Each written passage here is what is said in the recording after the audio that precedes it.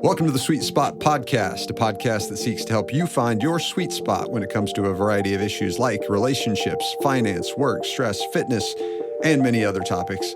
I'm one of your hosts, Jeff Persichidi, along with Shah Punjani and CJ Jones. Now, on to the show. All right, everybody, welcome to another week of the Sweet Spot Podcast. Today's a special day. We've got Michael Browning Jr. with us in studio today, founder and CEO of Urban Air Adventure Parks. So thanks for taking time out of your busy schedule to be with us today. Yeah, thanks for having me. Yeah, that's cool. So before we get too far into it, though, a little shout out to Alex Rincon. He was on our podcast last week and had a big fight coming up. Totally kicked ass, right? Mm-hmm. Still undefeated. Yeah. Was it 8-0 now? 8-0. I think 6 or 7 knockouts. Yeah. So he's getting there.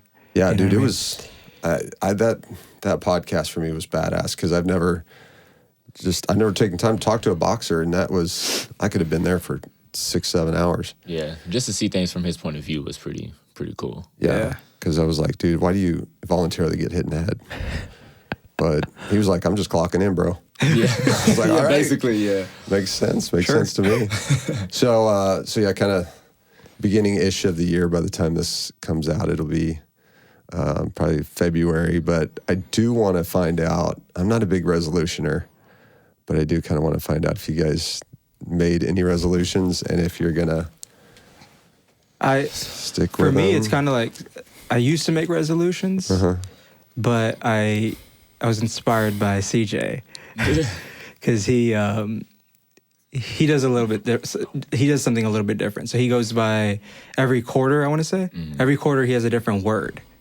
So I think your last quarter, your word was professional. Yeah, and that actually rolled over to still now. But yeah, it was professional. Just to be professional as far as like as a brother, a son, boyfriend, whatever. Just to hold myself to a higher standard, So that's kind of my word. So that's your word for this quarter? Yeah, I went ahead and wrote it because I felt like towards the end I kind of laid off of it. I kind of didn't really take into it, so I just wrote it over into the first. How do you use that? When do you invoke it? What do you mean? Like when do you decide to? Is it a mantra? You just say the word professional? No, it's just like one of those things where anything that I do, of course, when it comes to business, but then also just being a family person. Like if family is something that I really enjoy doing or something that I hold my standard to, then that's what I do. I try to be professional as far as giving it everything that I can to be a good brother or to be a good sibling or just whatever son. Dude, anything nice. I do. That's so cool. just professional. That's it. Shah, you don't make resolutions? No, I mean I just don't believe in New Year's. You know what I mean? I think it's just It's a real thing. It happens. Yeah, I know. But my goals have always been on paper. Short term and long term, no matter what year it is and what date it is. Yeah. Like I could, if I think of a new goal today, I'll put it on paper today, right? It's not, I'm just going to wait till the first. And, I haven't been able to work out. Yeah. My goal wasn't to start working out on the first. It's just, like I told you the other day, I'm going to start again on Monday when, my chiropractor clears me. And so, I don't know, I'm not really big into setting resolutions. Yeah. My word is innovator for quarter one. And I just want to kind of follow up on that and use that word to just, like I said, innovate in my life, whether that's business, whether that's my full-time gig, my side gig, whatever it may be. I just want to, use that as my resolution. That's actually pretty good because that makes you have to either adapt or like in any situation, just kind of how you had to do this past year. So that's good. And I struggle with adapting. That's an opportunity for me. So I think innovation is going to be my word. Nice. Dude, I'm going to have to come up with a word now. It's a lot more broad. It's not really, like CJ said, you have to be a professional brother. You have to be a professional son. You have to be a professional boyfriend. You have to be professional in business.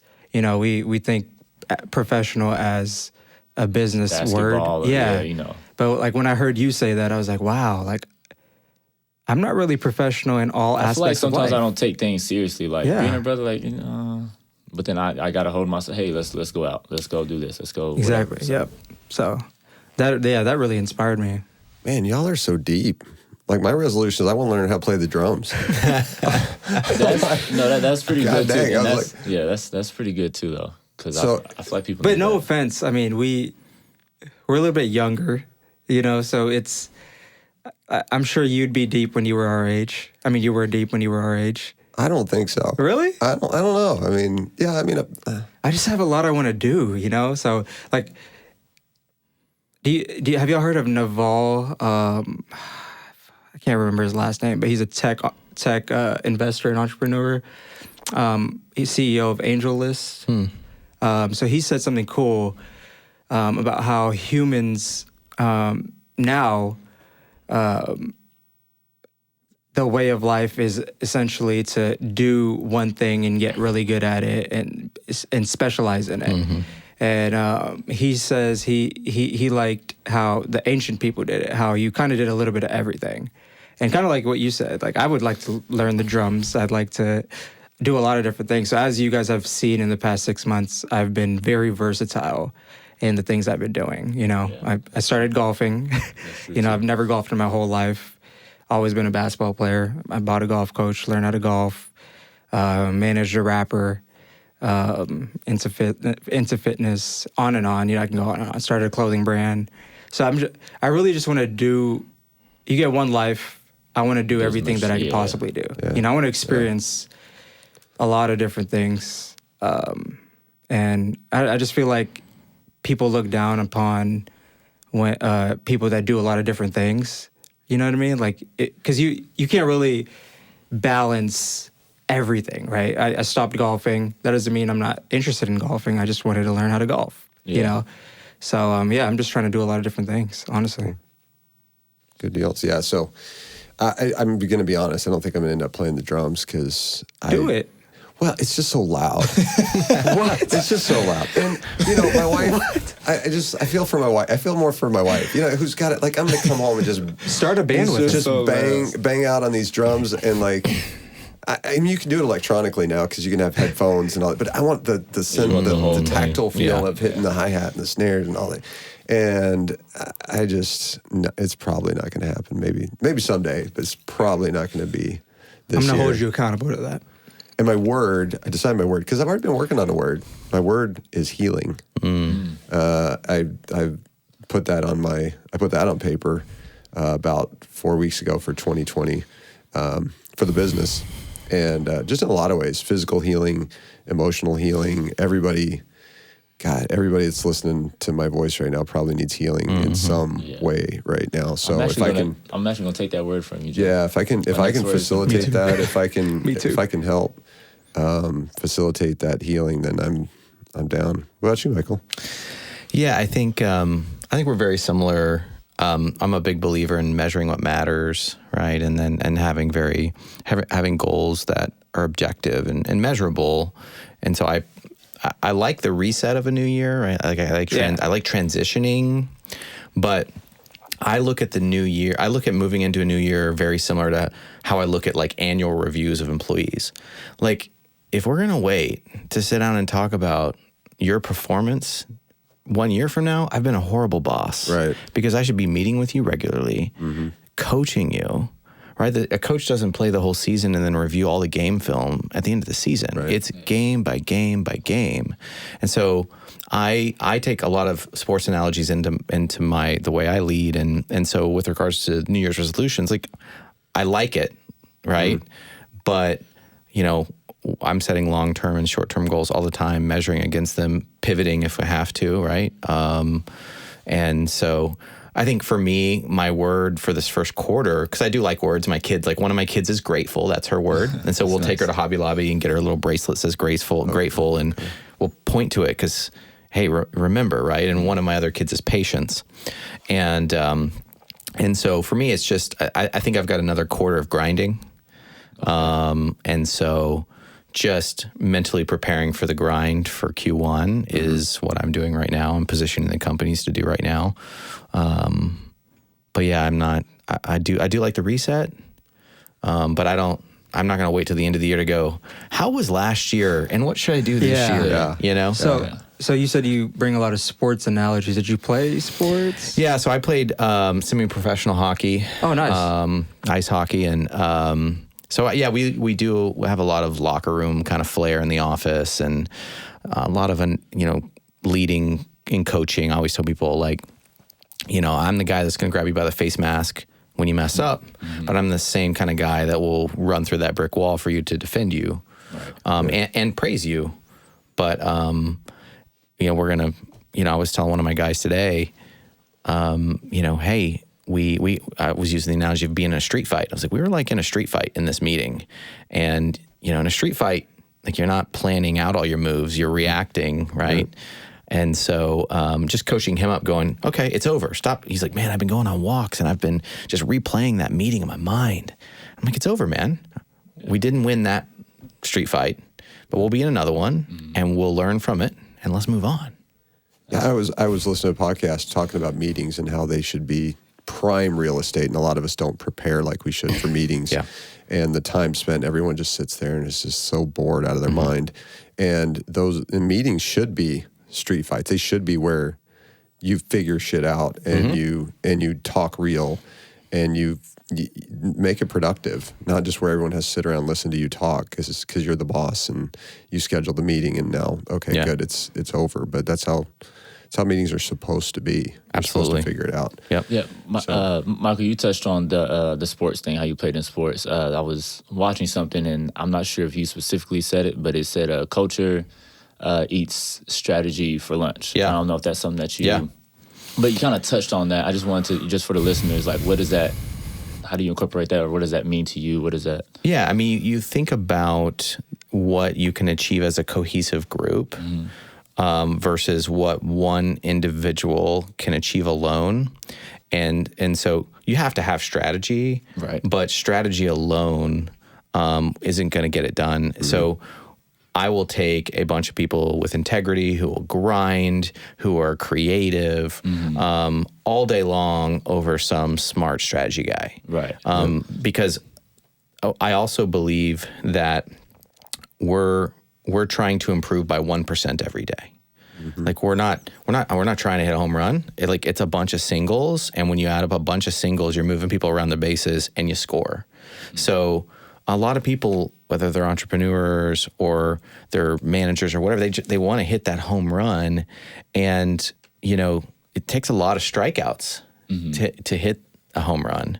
But if you can hit a bunch of singles and move around the bases and play the numbers, like I'm a huge numbers guy, a huge data guy, you can win. Yeah. And so, and because of that, you don't have to create some huge strategy. You take some really good, committed people, and do a bunch of small things. The power of improvement of 1%, and you can achieve amazing things. Yeah, it's funny you talk, because on the video you spoke about the families who the business affects. And if these people weren't doing everything that they can, then these families don't get to eat. These families don't get to survive. And so I just want to touch on that and get your input on that. So that was pretty good. I like that. Yeah, so, I wanted to, before we get too deep into all this, I wanted to really, we wanted you on the show just because, number one, I think you're a cool guy. And I said, I see him in the gym every morning, and he is kicking ass. Yeah. And I have a lot of respect for people who get in the gym every morning and kick ass. Especially with your schedule. Yeah. And, people say they're too busy. Yeah. I'm telling you, across the table for me is a really busy guy who makes time every freaking morning to get in the gym and kick some ass. So I respect that a lot. And then just having to find out that, you've got an amazing resume that I think I really wanted to explore a little bit. But I really wanted to go back to the beginning and find out, what was that first job? Let's do it. Let's debunk the gym thing, though, right? So I think you cannot afford to not take care of yourself. When I sold part of my company to private equity, I was overweight, and one of my shareholders came up to me, had printed out a piece of paper and handed me this piece of paper, and it was a study. And I can't remember who it was done by, Bain, Ernst & Young, I can't remember. But they had studied share prices of out-of-shape CEOs against share prices of in-shape CEOs who take care of themselves. Awesome. And he was like, you need to lose some weight. No way. No way. Wow. Yeah. Wow. And there's a correlation. There's a strong correlation. What? Oh, yeah. Now, you still got to perform, right? And they took companies that, similar market caps, right? Things like that. And there's just, it's crazy. So I'll have to find it and share it with you guys. What? Yeah, there's a statistical significance between the perception of people wanting to invest in a company of someone who looks like they take care of himself. Well, if you don't take care of yourself, are you going to take care of my company? Yeah. Right? Are you going to take care of these employees? You can take it. So, I'm sure there's plenty of outliers too. But it resonated with me that like, hey man, we just invested a lot of money in your company. I want you to take care of yourself. One, because we want you to be around to run this company. But two, there's a correlation here. And I'll just aside here, I want you to think about that correlation in our company and the success we've had with the teams we've had. And when you think about the successful teams and the people that we've been involved with, they all work out together. We all work out together. Wow. It's you got to eat your own dog food, man. Yeah. I mean, it's a real thing. Man, I'm mind blown. That's crazy. I didn't know there was a correlation. It's wild. That's awesome. Definitely send me that study. I'll find it. Yeah. We need to make that like a whole separate podcast. Well, if you're a numbers guy and you're an entrepreneur, no matter what level you're at, you take that study and you can, it's a double bonus. Like, I'm going to have a six-pack and my be doing well. Like, come on. Like, sign me up. You just higher your chances right away. I mean, statistically speaking. Yeah. That's awesome. So that's, man, I'm mind blown. That's crazy. That's cool. But yeah, so like Jeff said, where did it start? What was the first job? Well, there's definitely in my DNA an entrepreneurial strand, right? So when you think back to being a kid, I sold baseball cards. I had a bracelet business with my sister going door to door.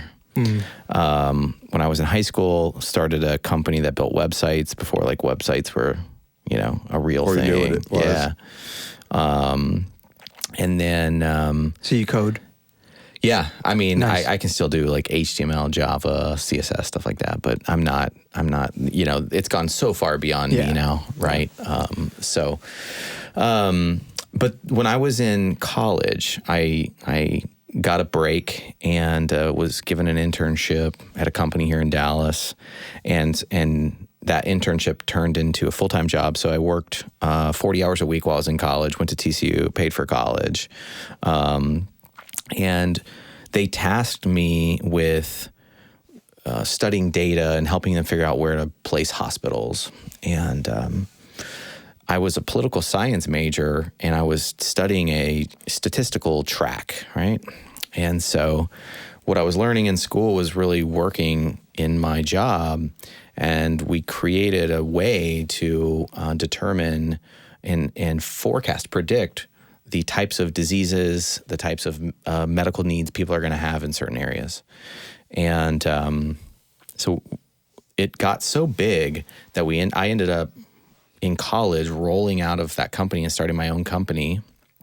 And it was literally me and a buddy of my fraternity and then a mentor of ours.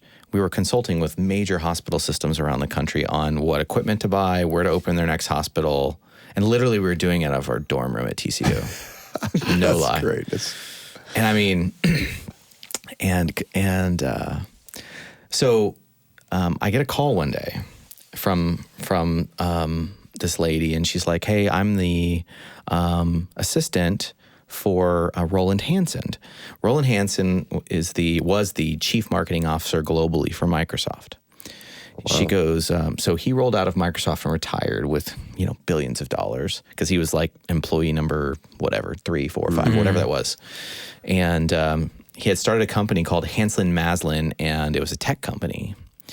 And she's like, will you fly out to Santa Barbara and meet with Roland? Really? I was like, well, yeah, sure. So we flew out there, and he had partnered up with 2 guys, Chip and Chris Conk, and their sister Joellen. Crazy story. So these guys, out of their dorm rooms at the University of Southern Cal Santa Barbara, started the calendar business. They were the first to publish the Sports Illustrated Swimsuit Edition calendar. All of your licensed calendars, they did it out of their dorm room at UCSB. So they sold that calendar publishing business for billions of dollars. Roland had moved there, and together they pulled up all their money and they said, hey, we want to buy companies, we want to do a bunch of stuff, but we need like a mad scientist to use data and tell us like What's next? What to do. So they interviewed me. We told them about our system. We showed them all our platform, everything we had coded, everything we had built. And they're like, and they bought it. So I was, I was what, 21, had sold a company from my dorm room in college, got a year-round hotel room at the Canary Hotel on State Street in Santa Barbara. Wow. And was working for a bunch of billionaires. And I learned so much there. I can imagine. And so that was my first job. Like literally, I had a job, left it, started my own gig, sold it, and then started working for them. And as I was traveling around the country doing different deals for them, got to meet some amazing people, is when I had the idea for Urban Air. And the rest was history. By the way, your first job I was bagging groceries as my first job. So that you just. Like I was folding jeans. Yeah. I was making smoothies at Smoothie Factory. all good jobs. I did when I was in high school. I did like scorekeeping at a local like rec facility. Actually, that was my first. Yeah, I think that was my first one. Yeah, yeah. I think I worked a clock at. I was like, there you go. The rec center. All right. But you're human again. Yeah. It is wild when you kind of play it all back. Yeah. That's awesome. So you said that's when you got the idea for Urban Air. So you're at this time you're knee deep in the data. Yeah. So my business. skill set is really is big data analytics, artificial intelligence. So, for example, before there was Google Earth and Google Maps, there was a company called Keyhole. I was one of the first users of Keyhole, and really helped them figure out what they could do with their own tech, which they didn't even know they had. And so we did all this crazy stuff with this company called Keyhole. Well, Keyhole eventually sold their tech to Google, which became Google Earth and everything that there is today on mapping. Is really cool. So just data. Like I'm a data guy. Like I kind of see the matrix is what I tell people. Yeah. And then distribution, marketing, those types of things is really my sweet spot. So. Yeah, thanks for using the sweet spot.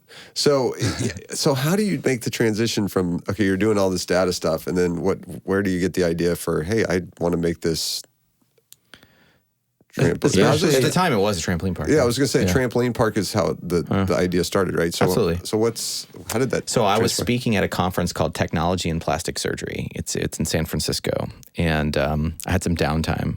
And at that time, we had purchased a medical device distribution company. We were distributing medical devices across the country. So I had talked to, they had asked me to come speak on something. So we had some downtime. And my chief medical officer and I were like, let's go to Crissy Park. It's this old Air Force base right on the bay. It's beautiful. The Golden Gate Bridge is right there. And we're like, let's go screw around for a while. While we were there, we had run into this facility. They had taken an old airplane hangar and turned it into a trampoline park. And I was like, this is really cool. And over the next couple of days, I kept visiting, and I was like, man, this is so unique. Like, what is like?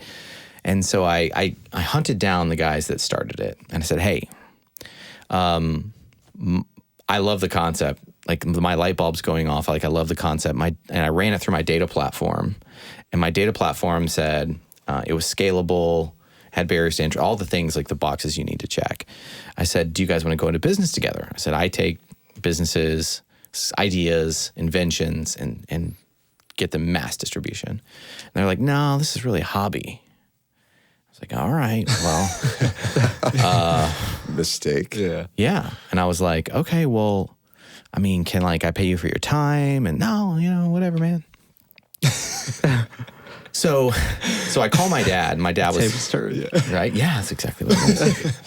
My dad was in construction. He built a lot of the homes and high-end homes in Colleyville, Grapevine, Southlake, and Texas. And Oh, nice. And I said, hey, I need you to come out to San Francisco. I want to show you something. And he's like, all right. So he lands in San Francisco, and I'm like, and he gets over there, and I'm like, hey, I think this is going to be big. My data says this is going to be big. I modeled the whole thing out. Can you build this? And he's like, yeah, I think I can build this. And I was like, all right, let's do it. About 10 months later, we opened our first location in Southlake, Texas. We paid back the capital that we had invested, which was around $874,000. And we paid it back in 10 months. Wow. And then we opened one. Our second one was in Frisco. Our third one was in Mansfield. Then we did Rockwall. And now we're up to 207 units across 35 states, Canada, Austria. Nice. That was it. That's awesome. Yeah. And it was solely on the concept of just putting trampolines inside. Yeah. And on a membership style business model? At first, it was not, right? So there's been a lot of pivots in the business. So another thing is always where there is profits, there will be competition. Or I think there's a great quote, and we were talking about Yellowstone earlier, right? There's a great quote in Yellowstone where he said, if you build something worth anything, someone's going to try to take it from you, right? Very similar in business in that where there are great profits, there will be great competition. And if you don't have barriers to entry, then what will end up happening is you'll just compete on price. So what I saw in 2016 was people were copying me. And I didn't have enough barriers to entry.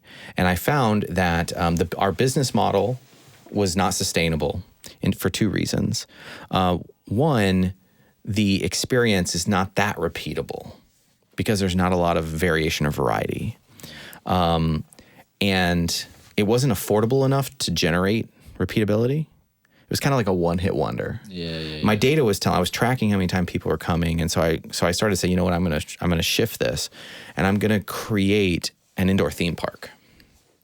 And so I started inventing attractions, getting patents, securing exclusive manufacturing contracts, and we opened up a true adventure park in 2017. And the rest has been history because we've got a vertically integrated supply chain, exclusives, patents. There's tons of barriers to entry that allow us to be protected from people copying us. Mm-hmm. And now, it's been phenomenal. So we started as a trampoline park, and now it's really an indoor theme park. So there was no competition when you started. There was no such thing. I mean, I didn't create the trampoline park idea. That was not mine. There was a few right out there. Yeah. And so my claim to fame is inventing the adventure park, the indoor theme park, which was the catalyst to that was starting in the trampoline park industry. I mean, people thought I was crazy when I was going to bring a trampoline park to Dallas-Fort Worth, but people really thought I was crazy when I was going to build an indoor theme park. That's what they really thought I was nuts. So what attractions are there that separate a trampoline park from an indoor theme park? So my philosophy is no one standalone attraction can survive anything anymore. And it's really thanks to Amazon, right? And Netflix.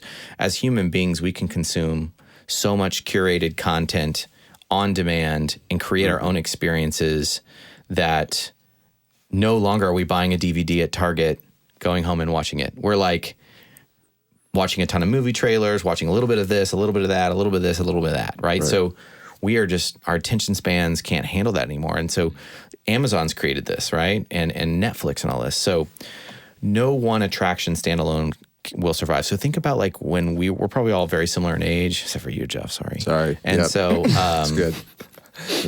I received that. Like back when we were kids, there were laser tag facilities. Where the hell did those go? Yeah. Back when you were a kid, there were bowling alleys. Yeah, Those I remember don't. that. I mean, those don't. Roller skating rinks, very few. Like, Yeah. so what happened was over time, the consumer wanted more, and what they had to pay to go to one of those single attraction facilities, there started to be a gap between what they were paying and the perception of what they received and what they desired. So what happened was in our space, the Main Event came along and said, okay, well, I'm just going to combine a bunch of one-hit wonders under one roof: bowling, laser tag, arcade. Right. But the problem is they still charged you as if you were going to get on those individually. Yeah, that's true. Yeah. So then Disney comes along, right? And these experiential things start coming along where you pay one price at the gate, and then it's all you can play, right? It's all you can eat. Just go until you pass out. And so, that is the model now. It's the data shows that you can sell them a 2-hour pass, or you can sell them an all-day pass, and they're still only going to stay 3.5 hours. Right. The data will show you that I can sell them a membership now, which we have launched. We have 384,000 members now. I can sell them a membership, and although they could come every day of their life, They won't. they won't. Right? Damn. Just the data shows that some people will never come.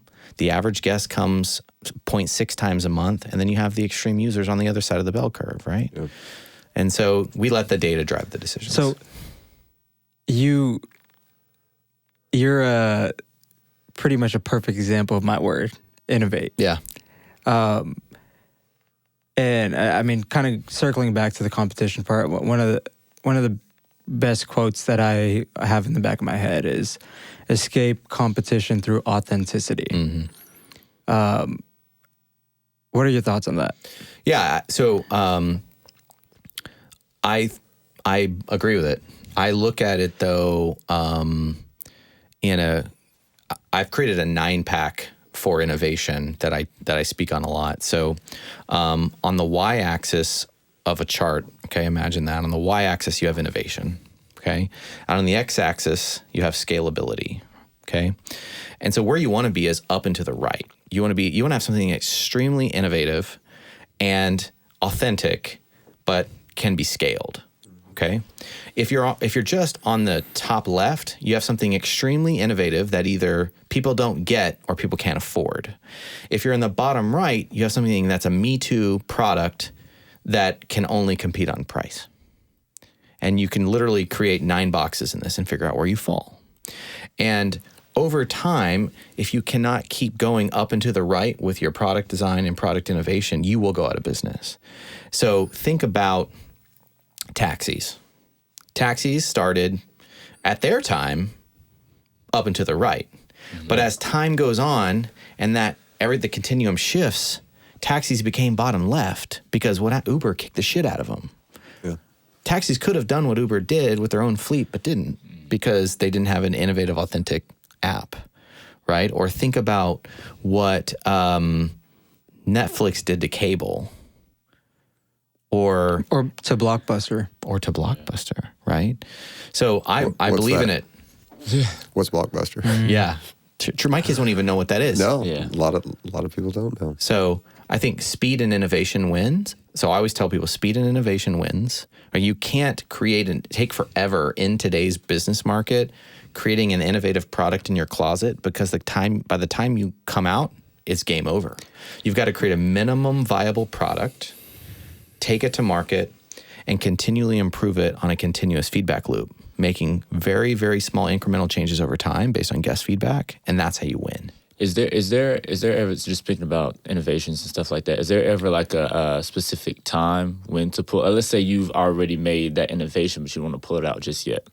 And I may be wrong, but I feel like Chick-fil-A, they just started the whole delivering thing. I feel like I didn't know about it until I went across there earlier. And I was like, I wonder if they did it because of COVID. Like, is there ever like a specific time that you felt like, okay, now it's time to pull this out and give it to the people as far as being innovative? Like, is there a specific time where you should hold off on it and then bring it to life? Yeah, I always tell people that you want to be on the leading edge of innovation, but not the bleeding edge. Okay. Bleeding edge, you will bleed cash, you will bleed team, you will bleed time. And sometimes your vision is further along than the people. Where you're at, okay. And you think about Netflix, I got the opportunity to spend time with the founder of Netflix. His vision was so much bigger than all of ours. The internet wasn't even ready yet. He had that vision, but he had to wait for the internet bandwidth to catch up. Wow. Oh my goodness. Right? And so the law, I forget what the name of it is, but technology, the speed and everything, processing power doubles every 7 years, right? So he knew that where he was, where the internet and everything, processing power and everything was today, it would probably be 7 or 9 years before he could bring his product to market, make his dream reality. So I think that's one of the greatest examples of it. Right, yeah. Is like Netflix. That's pretty good. So so as an entrepreneur, you have to, judging by what we're saying right now, you have to find the balance of innovation, patience. You have to find a way to keep the mental acuity. You have to be sharp. How did you find that balance? Like, I feel like that's so much, including, I mean, you were in school, it sounds like. You were in the real estate medical field. How did you find that balance? Well, it's definitely learned, right? I mean, I would say I was not a part of my first 2 kids' lives until, the last couple years. Wow. So there's some sacrifices, where I am good in certain areas, I am not good in others. I have not been the best husband, the best father, the best brother, son, right? Because at the, moving at the speed at which I move, there's something's got to give, right? So, that's something, fortunately, I have the ability to work on now because, I've built the infrastructure. What I have found is, as an entrepreneur, like you start out and it's just you, like, and you're hustling, right? And then it kind of moves into this family mode, whether it is true family that you're working with or like some brothers that are like family. And then you move out of that and you move into tribe as you're bringing a few more people on. And then you move into village and then city and then nation and then country. And each one of these phases, not everybody can make it through. And in each of these phases, you have to find ways to fire yourself and bring on people more talented than you in these areas, because you cannot grow through this and stay sane or continue to produce in these different phases of business. And so I have had good mentors to help me do that. Yeah. I couldn't be at the scale that I'm at today acting like I'm the family or the tribe. You just can't do it. So because I am where I am today with infrastructure, people, platform, like my 3rd kid now, I get to be in his life, right? And I'm doing things better on the family side. But it took a lot of sacrifice, to get to that point. Yeah, we talked about that on a prior podcast as far as what it is that it takes to really build something from the ground up and to tweak it. I mean, it takes so many different levers that you're pulling and pushing on to figure out where it's going to go. So in that regard, as far as Urban Air, was there a moment that you can remember where you're like, this is really going to take off? Do you remember a specific moment, or you just always knew that this was just going to... Or vice versa. Yeah, no, I always tell people, like, I loved it. So when you love it, you just get up every day and you hustle and you grind and you do the best you can, and then you put your head on the pillow and you just keep doing it. And then one day you wake up and you're like, huh.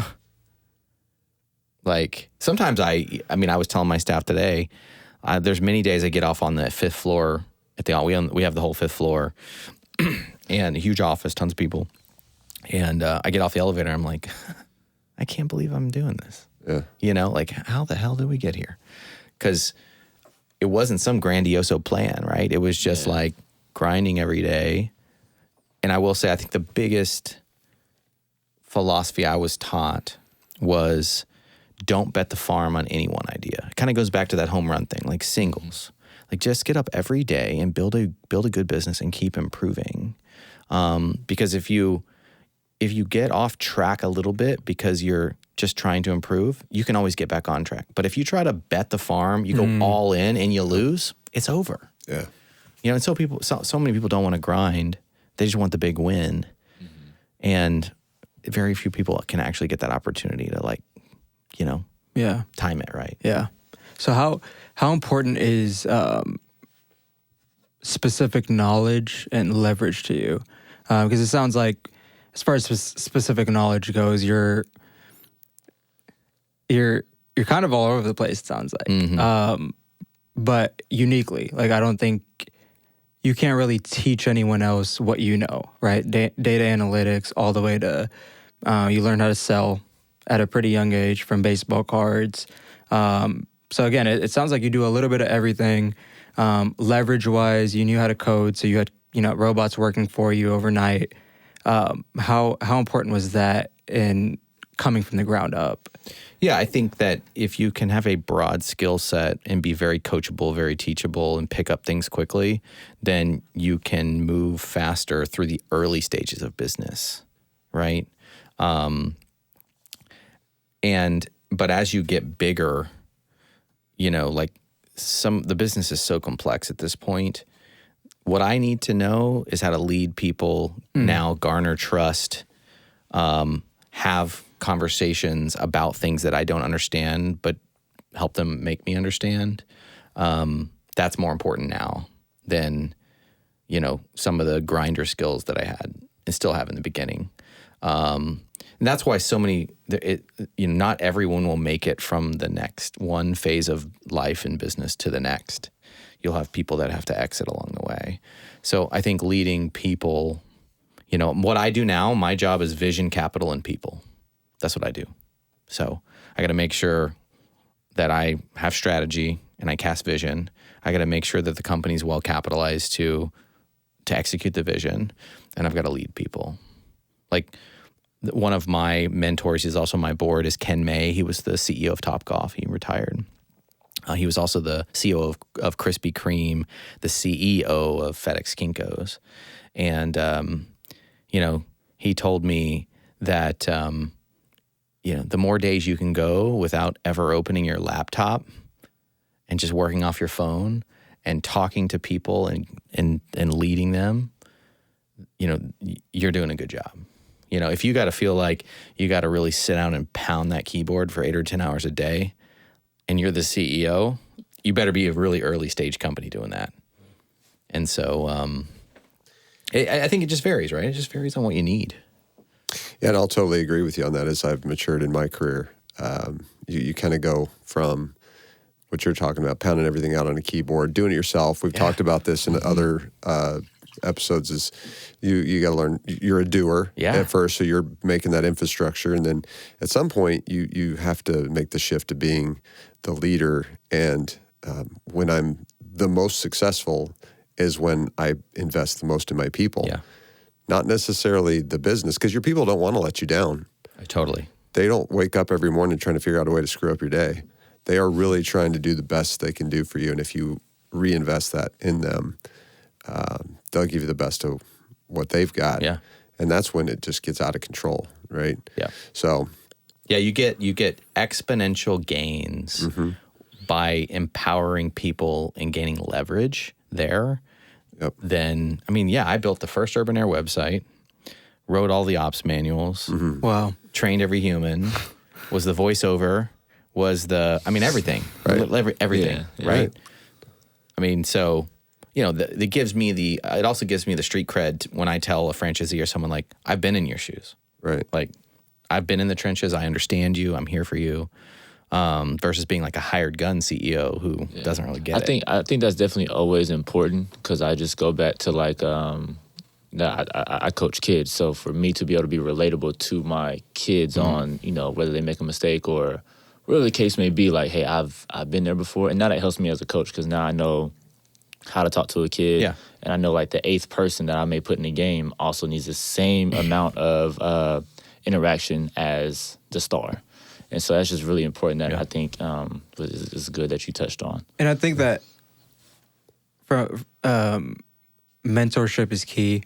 And one of the things that you kind of implied, you didn't say, what you implied is at the beginning is it sounds like you're okay with mistakes. And I think nowadays there's a lot of so-called leaders that put fear in their frontline team members when it comes to mistakes. I'm blessed with, leadership that, is actually promotes mistakes, because that's really the only way you learn. And that's been the key point of growth in my professional career, is just like being okay with fucking up, Yeah. And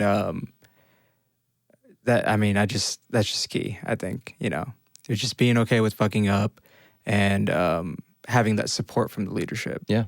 Well, if you never are betting the farm on any one idea and you preach that to your team, then they can be okay with making a mistake or taking a risk because they're not putting the whole company at risk, right? And another metaphor, analogy I use is glass ball versus rubber ball. So I'm not going to give you, let me just take a step back. A glass ball issue is something, if you drop it, if you fuck up, it breaks and you can't put the pieces back together. Yeah. A rubber ball issue is if you drop it, it'll bounce, you get the opportunity to catch it and try again. Yeah. So as a leader, you have to know and put your kids in a position to win, right? So I'm not going to give someone a glass ball issue if they're not ready for it. I'm going to give them more rubber ball issues, let them build credibility, let them build confidence, give them a glass ball issue, and then let them carry it. So as a leader, you also have to know your people and who can handle a situation, who can't, right? Again, it's back to sports. Like if there's a minute left on the clock, someone's going to take the shot. You got to know who the hell that guy is. Yeah. It's the same thing in business, right? In every day is a game, right? And you got to be able to know who to put in and what to do. So yeah, obviously if you're not failing, you're not trying. Yeah. I love the tie-in to our rocks, pebbles, sand. Well, yeah, that's analogy exactly what I from got. a few weeks ago where we talked about. Are you familiar with the time management? Big rocks, little rocks. Yeah. So it's the sand. You give the sand to the people that if they screw up the sand, it's not that big of a deal. Yeah, that's exactly what I thought of. And then you give the rocks to the people that can handle them. And I think Jeff has always, he's been my leader. He's always told me like, Shaw, everything's fixable. Yeah. Like if you mess up, 95% of things are going to be fixable. And that's like really gave me the confidence to really just, because then you're not like a lot of players or just a lot of people, they don't give it their all because they don't want to mess up, and now you're not even showing what you can possibly do. Yeah, I can't have you being afraid to make a decision because I can't be there 24/7. Right. I can't. I would rather you make a decision and have it be wrong and congratulate you on the ability to critically think and make a decision, even if it's wrong, coach you on it, and you won't do it again. Yeah. Because I know you're not trying to let me down. Right. So empowering your team to make a decision and knowing that you're going to stand by them. And if it's the wrong one, we'll fix it together. It's not all on you. And that's how you win. Because Michael, right? You can't be running the business 24/7. Yeah, I always tell our park operators, I tell them that they'll come to me, man, I got the best park. Like I run the shit out of this place. I'm like, yeah, how does it run when you're not here? Yeah. Yeah. That tells me how good of a leader you are. Does this place hum and make money when you're not here? Yeah. A true leader, true entrepreneur, gets the leverage and makes money in their sleep, right? Makes money when you're on vacation. Yeah. And so for example, to prove that point with my executive team, my senior leadership team, if I see them getting like a little edgy, like they're working too hard, because I have a great team who, they'll just grind to the point where I have to force them to take vacations, force them to like, hey, go like take a day off, I told my CFO before Christmas, like December 18th, he was like, I'm going to go on vacation. I was like, are you though? Like, are you really going to go on vacation? Like, or what? And I said, here's what I'm going to do. I said, you've been going and I appreciate that. And I said, but here's where you're going to go on vacation and I'm changing the password to all your accounts. Oh, you're just going to block him out. So you can just release. There's no way he can enjoy that vacation. Oh yeah, I'd be tripping out more. I just got to check. He's got to have that little hit. Everyone's like, exactly. Check that email. Yeah, just got to check that email. Let me just peek in there. Got to check that spreadsheet. Exactly. Yeah, but I'm so curious, did you do it though? Oh yeah. I do it to everybody. Yeah, for sure. I do it to myself. Yeah. I have absolutely no willpower either. I don't try to act like I do. So when I know like I need to like shut it off, I'll just tell IT like, hey, change my shit. Block me. And no matter how many times I threaten to fire you if you don't turn my email back on, I'll put it in writing that you cannot get fired. I love it. That's So great. I'm curious, and I think this will bring some value to the people that are out there, similar to me. For, I'm 23, but let's say you're a 19-year-old kid. What specific leadership skills that are teachable and coachable and learnable do you think, besides school, besides going to college, besides getting a degree, you look for and or you think you need to learn to make millions in this life? I think just something it's always fixable, right? So if people can understand like analytical problem solving, it can go a long way. You know, example, like Elon Musk, they told him, man, you're never going to be able to make cars that people can afford. Because you can't make the batteries, and you can't make all the components, right? You just can't. When you roll it up, it's going to be way too expensive. So what'd he do? He broke down all the components of the car into the smallest pieces, and he found a way to either manufacture or source them at the most cost-effective prices. And when you put all the shit back together, he was able to build a car that people could afford. Too many times people look at the problem at a macro level and go, wow, this is a huge fucking problem.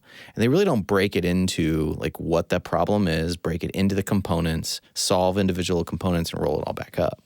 And so I think there's, people will get a lot further if they can learn how to problem solve with that strategy. Do you study game theory? Yeah. Okay, Yeah. I could tell. And then I think too, like there's some, if you want to have a business, you just got to understand basic fundamentals of managerial accounting. Okay. And, you got to know a P&L, a balance sheet, a statement of cash flows. Yeah. 'Cause you're not going to be able to hire the talent that I have now early stage. And if you don't know that shit, you can't go raise capital. Yeah. You can't go get a line of credit. You can't get a bank loan if you can't put your story together. Because at the end of the day, you got to tell a story to somebody. Right. And that's super important. Yeah, storytelling. Yep. Yeah. So that's a great segue to kind of where I wanted to go is because we talk about this quite a bit and we feel like a lot of our audience is ground floor, especially with COVID and people's lives being turned upside down and jobs they had this time last year they don't have anymore. They're starting over and what have you. And so what, in your opinion, is if you had to have a skill set, a specific thing that you could be really, really good at that would increase your odds of being successful in starting a new business. Mm-hmm. What would you say when you look back has served you the best in your particular skill set to going from a ground floor to where you are now? I think if you're going to start your own business, you have to be very good at process. So like project management or I think is important, being able to lay things out and know how to get from A to B. So there's a little bit of logistics kind of there, but project management I think is extremely important because business, again, I always tell people, you can sell any sucker one thing, right? There's always a sucker out Right. there. That doesn't mean you have a business, Right. right? It just means you sold it to a sucker, right? So a business is a replicatable, scalable thing. To make something replicatable and scalable, you have to have process. And so if people can understand how to lay things out and go from A to B, project management, I think they can have a lot of success. And that's a very valuable skill set, right? If you can view the world as widgets and you can learn and you can figure out how to manufacture them, bring them to market, move them, whatever that may be, it's a very valuable skill set. Yeah, and then when you say that, I think about automation, and I think about like just my own side hustle, and so much automation that I put into it, where I, a couple hours a week, I set certain things into motion that then do what they do for the rest of the week on my behalf, whether I'm there or not. Yeah. And so, is that kind of along the lines of what you're talking about? I've always had the philosophy and continue to tell my team that if you find yourself doing the same exact thing over and over again, you need to find a way to automate it. Yeah. Automation will allow you to create more margin in your business, more profits in your business. One of my claims to fame in Urban Air was I sold probably the first 50 or 60 units through an automated webinar technology process, where I filmed myself in a studio very similar to this, presenting my sales pitch. And then I used AI bots to answer live Q&A. And if the bot couldn't figure out the question in time, it would send a text to my phone and I could reply to my phone. Nice. And it would answer the question. And so because what I found is I didn't have enough hours in a day to be pitching. So what I could do was make this video recording look like a live webinar, and then I could pitch, and I made it seem like to the end user that they were like just in time for a live webinar, right? And then we would tell them it ended up being a pre-recorded session, but it felt so live to them, they felt so engaged that then at the end of it, if they were interested, it would take that funnel from 50 or 60 people down to 10 truly interested people, and I could work on those people.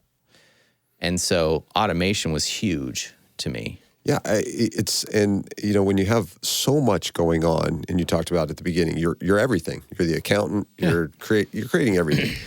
And I do this to this day when I contract a new client. I set a bunch of things into motion at the very beginning because of the way my client, the type of business that I'm in photography. I know when the event's going to happen, which is very valuable, because then I can turn the robot on and just let it go, and it makes it appear as if I'm just all over everything all the time, because you just set that end date and all your triggers, right? And all the triggers, everything just lands where it's supposed to land at the right time.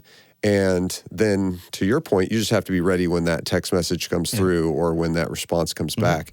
But 95% plus of the work is being done in the background by a machine. And that's how you're able to spend your more productive time on growing the business and conceptual ideas and. And I think, and I've started getting into game theory to get that strategic edge. And just for the listeners, what is game? Because I'm not familiar. What is that? Is it like a show or is it a book or? No, game it's theory? just it's a theory. Okay. And strategic decisions is essentially what it is, right? Yeah. And one of my mentors, the best advice they gave me was play long-term games with long-term people. And I look back at it now, and at first I didn't really understand it. And I'm looking at it now, and I'm like, wow, like the compound effect is a real thing. Like I've worked with Jeff for a long time. He's that long-term, person that I'm playing this long-term game with. You. Yeah. Like I've known you for a long time. And that compound, when you build these relationships, and I'm assuming you're doing the same, right? Yeah. On your board or co-founder, whatever it may be. I'm sure that long-term game is being played. And I just feel like for the people, the entrepreneurs out there that are starting ground level, you know, play that long-term game with long-term people. Because Jeff doesn't know it yet. You know, when I start my own business, you know, he's going to be that long-term person that's going to be joining my business, right? He doesn't know it yet. I do know this. You know, like Tim, you know, CJ, there's a lot of people that mentored me when I was a broke 19-year-old kid, you know, and man, that compound effect is a real thing. But I would love for you to like really touch on playing long-term games with long-term people. Well, yeah, I think that I believe everybody that you come in contact with serves a purpose, right? Not an opportunistic, you're not trying to take advantage of them, but like I believe that life is a game of chess, right? And you're not just gonna like, you know, win right away. There's moves you have to make, and every chess piece on the chessboard has a purpose, right? Has a way it needs to move and a way that it works together to win the game.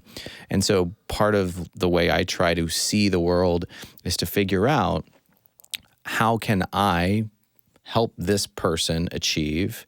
How does this person fit into what I am trying to achieve? Because this is not a coincidence. And now some of the people in my life provide me with an escape, right? Because we're friends and that helps me. But like, you know, everybody has a skill and a purpose. And when you really can help people find their purpose and you can help people live in that, it's amazing. And that's the long term, right? Is like, you know, people are going to come and go if they're not happy. But if you can help them be happy and love what they do, they'll do it for more than just the money. Amen, brother. Amen. Facts. Yeah, for sure. That's definitely where like the culture comes in, because now they're not even doing it for, you know, the outside stuff. It's more so what the business needs or what whoever that thing. It's kind of like LeBron. You know, like when he was playing with his friends in Miami, he was one of the ones taking a pay cut. Yeah. You know, it wasn't about the money. It was about, you know, building something and the culture and playing with friends. You know, they helped. He hadn't really won a ring, I don't think, at the time. And he won his first ring in Miami when he built that culture and played with his friends. And, man, I love that you're using sports to... Well, it correlates, right? So I had so my shareholders are friends with the Truitt family that founded Chick-fil-A. Okay. So they hooked me up with the Truitt family, and I flew out to Atlanta, and I got to spend 2 days with the founding family of Chick-fil-A. And they're amazing headquarters. It's beautiful. And so I got to sit down with them. And they told me, you know, hey, congrats on your, you know, because all billionaires know each other, right? So it's like one billionaire calls on his buddy and is like, hey, will you take this kid? We just invested in his company. Like, show him around the cafeteria. Yeah, that's great. So anyway, so I fly out there and I sit down and they're like, you know, congratulations on, you know, your success, and you've partnered with some great people. And they said, you know, you got to look at the world differently now. And they're like, you know, because you're going to get to a point in life where, like, it's not about the money, because you can always have more. And there becomes a point where even having more doesn't change your life, right? There's a study that actually says, like, after you make like over 75 grand a year, like it's not going to exponentially change people's day to day. Now, I don't buy that number. I think that number's way low, but I buy the concept, right? Like there's an amount of money that gets me excited these days that is very different, right? Like when I was young, I'm playing for $1 million, right? Like now we're playing for billions, right? It's just a completely different thing, right? So what they told me was that you have to play, the money is just the scoreboard. It's the world's way of telling you you're winning or losing the game. That's it. If you live for that scoreboard, you will just get numb to the score that's on the board and just want it to go up. And it's never enough. Wow. So I like the money for me, again, it's the market's validation that what I'm doing is a good job. Okay. And it's, for me, it's enjoying the journey, because the money is the mountain, and once you climb a mountain, you just want to find the next higher mountain to climb. Right. And so that was big for me, was in really trying to enjoy the journey, enjoy the purpose, right? It's helped. I'll totally agree with you because, I look at my early career when you're young, and I worked for big box retail for 27 years, and it's just about numbers. Mm-hmm. It's just about delivering that P&L, that bottom line, and you get there any way you can at the expense of whoever it is. And if you can't get there, they don't need you because they got people waiting to fill the gap.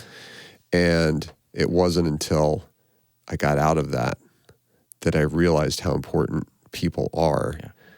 And the more you invest in the people, not the paper, that your success starts to grow exponentially because you're not focused on you, you're focused on them and the power that comes from that group of people that are just going to carry you along with them. Yeah. And so I love that. Well, I think there's like I've seen this and had to try to find my style, but like there's a continuum on like how people lead and achieve. Like on the left side, there's the guy who's like the grinder, the killer, right? And he achieves a ton, but leaves a ton of dead bodies along his path, right? And then there's this guy over here on the right side who's like the super nice guy that never gets shit done, but nobody will fire. And everybody loves him because, he'll change your tires for you. He'll pick you up from the airport. But like he doesn't ever really get shit done, but everybody loves him. Neither of those are sustainable because you can change a ton of tires and over time that will not carry you because the results will end up mattering.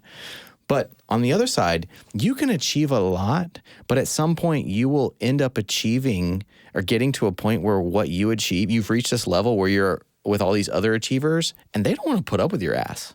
Yeah. And so you've got to find this fine line between like not going too far over here where you're friends with everyone that you can't make the tough decisions and confront the brutal facts, but like not this like iron fist where people are scared to make mistakes and you'll just fire them if they make a mistake because that is not sustainable long term. No, definitely not.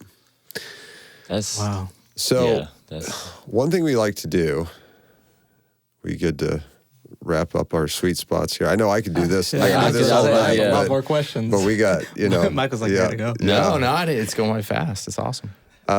So we like to kind of go around and God dang, I know we could break this thing apart and make a podcast out of about 15 different things that we talked about. Yeah, of course, it's Shaw. I'm putting together. So Michael, I'm putting together this reel. I'm putting together this reel right now. Oh, and when it comes together, CJ, when you see this, you're going to crack up because it's me trying to wrap up every podcast. He's got one more question. And it's a snip of every time Shaw says, "I know we're trying to wrap up, but I like that. And it's just like one Hey, man, after I'm another. curious. After but there was one another, episode after where it was I did it like five times. Yeah, I'm like, bro. Well, no. Like I have to make up. Like I have to tell them we're actually on tape. Like we're running out of tape. We're running out of tape. Yeah, we're running out of tape. Yeah. No, but I'm genuinely curious. So for the people that maybe aren't at ground level, right? And they're pursuing or trying to attract venture capitalists, investors, board members, whatever it may be. What do venture capitalists and investors look for in a startup? Good question. Yeah. They invest in people. So you can have a great product, but if they don't have a visionary leader that can take it somewhere, it's too risky. They want something complex enough to create barriers to entry, but simple enough for the customer to understand. It's very, very important. Say that one more time for the listeners. They want something that's complex enough to create barriers to entry. Think moat around a castle. Okay? They want a wide moat, but they don't want something so complex that the guest cannot understand it. So, you think a good example is like TiVo. I'm a little bit older than you. 10 Oh, I've still got a lifetime subscription to that. Me bitch. too, baby. Yeah, Me too. I don't know what I'm doing with it, but I got a lifetime I don't even know what subscription that to is. it. Right. Yep. Okay. TiVo invented the DVR, Yep. but people are like, what the fuck is this? Right? They were on the bleeding edge of innovation. They went too early. They didn't have their why down. And we have lifetime subscriptions, but we don't know where our hardware's at. Yet, all of the cable companies implemented their tech, got around their patents, and they are in business no more. Yeah. Right? So that one's a Harvard business study right there in itself. So I forgot about TiVo. yeah, right. That's crazy. That's crazy. So I think those are important. Scalability, they call it headroom or runway. Where they get in today, they need to be able to quadruple their investment in their time horizon. So it goes back to my 9-pack of innovation and scalability. If you have something so innovative but not scalable, they may want to invest, but they can't get a return because they're not going to be able to sell enough of it to get a return on their investment. And for the people that may not know what that difference is, what is the difference between scalability and innovation? Well, it's not, they're mutually exclusive, but have to work harmoniously together. Okay. So, you think about MP3 players, for an example. Back when MP3 players came out, there were more MP3 players out there than just the iPod. Like Dell had one, everybody had one, right? Okay. Yeah. The fundamental flaw was what? Getting music on it. Yeah. Wow. Okay. So think about the MP3 player. In itself, there was some innovation, okay? But the scalability came when iTunes was released and made it very simple to put music on it. And they broke down albums and you could buy things song by song. Song by song. I remember that. Right? So that made it scalable. So, I mean, I don't even know if MP3 players exist anymore, There's So- a few of them out there still. So. Yeah. They're harmonious. It's important. You can't have one without the other. If you focus too much, I always tell people, if you focus too much on innovation, you're going to have the most expensive, best kept secret on the planet. Wow. Yeah.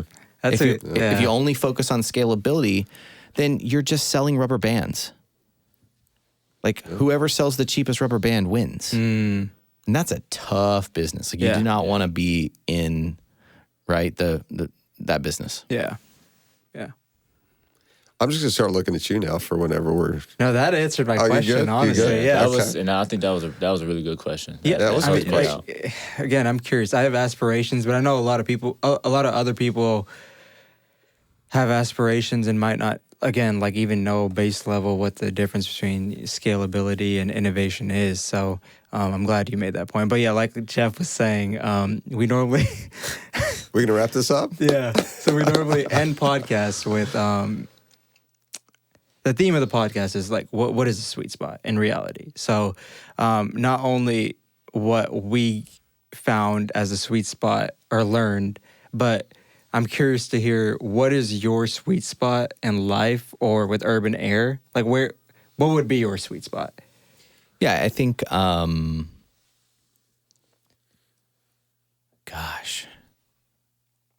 the sweet spot for Urban Air is that I could walk out of this room and get hit by a bus and it will live on beyond me.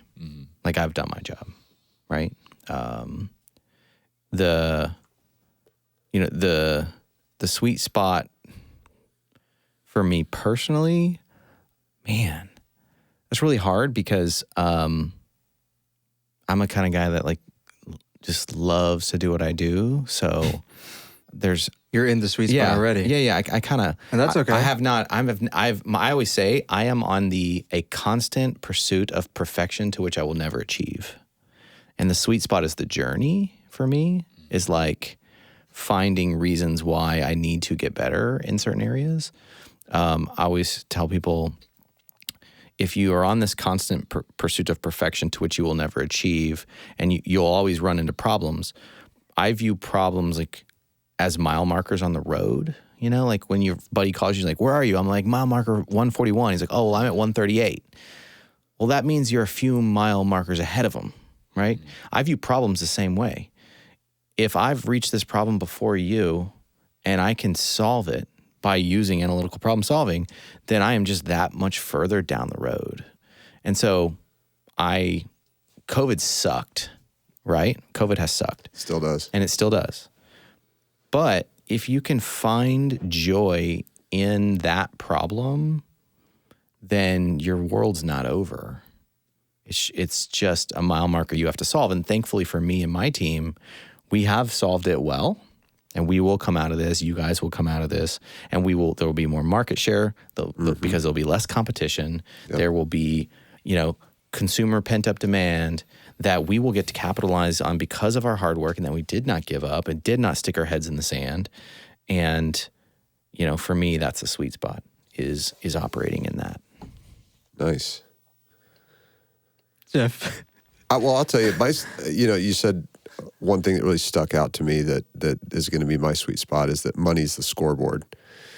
And that if we can just focus on our innovation and then focus on our scalability, focus on, what it is that we want to do.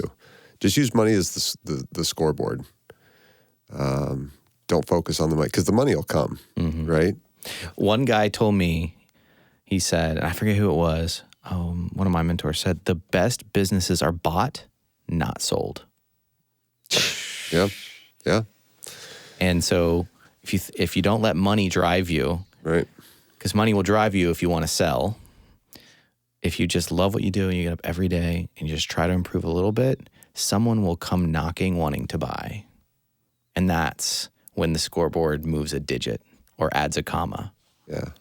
So for me there, it's the innovation is my product and the scalability is my people. Because my people can take me so much further than I can on my own. And money is the scoreboard. So that's my sweet spot today. Yeah, mine was, I was just writing things down as I was just kind of soak everything in. I got a couple if y'all don't mind, but it was definitely when you broke down the stages of a business. I feel like Shaw knows I've been in probably the individual part for about probably 6-7 years probably now. And I just started building the whole family aspect of it.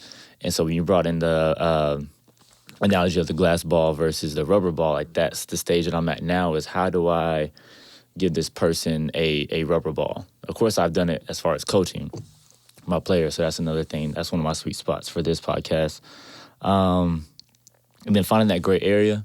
So I have a kid, and so with you saying finding that gray area of a worker who, I did the same thing Shaw did. Apologize to the mic. Say sorry to the mic. And apologize to the mic if you hit it. It's a roll. So right, not getting onto her so much and being too nice, like you said, how that worker is about changing the tires, and then also about the person who's killing all the bodies being, just kind of overly too tough, just trying to get the job done. That, and then last was find joy in the problem. Like that was another big thing because I talked to my kids about it is like whatever you're working towards, once you find that reward, nobody really like cares about the person who got the reward, about the trophy. They look back at the process and what it took to get that, and that stood out to me because of that reason. So that would probably be my couple sweet spots when I was looking. Bring us home, Shaw. You know what, man? So much. It was so much in there. I don't know. There was a lot. I'm actually really inspired by you. Oh, that was. I mean, how long was that? Like 2 hours? Not even. I don't think. I could pick your brains for another 3 hours. Like seriously. No, but I feel like I'm very aligned with the way you think, and I'm very inspired to kind of stay the course. And I feel like like you. I enjoy the process, or I try to enjoy the process, and I try to like the marathon continues. That's like really literally my motto. The marathon will always continue, whether once you become a millionaire or a billionaire. Like Elon Musk, like he's the richest man in the world, like we talked about earlier today, and his marathon is about to continue. Yeah, he's just getting started, right? And so I feel like I preach that. And I try to inspire people, but I don't think I really myself believe that to the point where I think I should. And I think I'm going to start really enjoying the bad days, the good days, the in-betweens. Yeah. And man, I got a lot out of this podcast. So it was a pleasure talking to you. Seriously. Thank you, guys. It's funny. You'll look back and go, what I thought was a really huge problem Really was was? sharpening me. Was sharpening me to handle a much bigger task today. You know, all of your steps are aligned, right? You just don't know where they're going yet. But when you look back, you'll see, you're like, huh, that made a whole lot of sense why I had to go through that shit. Yeah. You know? Yeah, for sure. Nice. Man, I'm inspired. Seriously. That was awesome. Thanks, Michael, guys. again, thanks for coming out Yeah. today. I enjoyed it thoroughly. I can tell the guys did as well. Thanks, everybody, for tuning in today. We hope you were able to take away some meaningful content that allows you to find your sweet spot. If you like what you heard today, please make sure to share this podcast with your friends and family. If you're watching on YouTube, please hit that subscribe button, or if you're listening on our other platforms such as Apple Podcasts or Spotify, please support us by hitting the follow button. And if you want to interact with us on social media, you can follow us on Instagram at thesweetspot.podcast. That's at thesweetspot.podcast. Take care, and we will see y'all next week. Good job, guys. Cheers, gentlemen.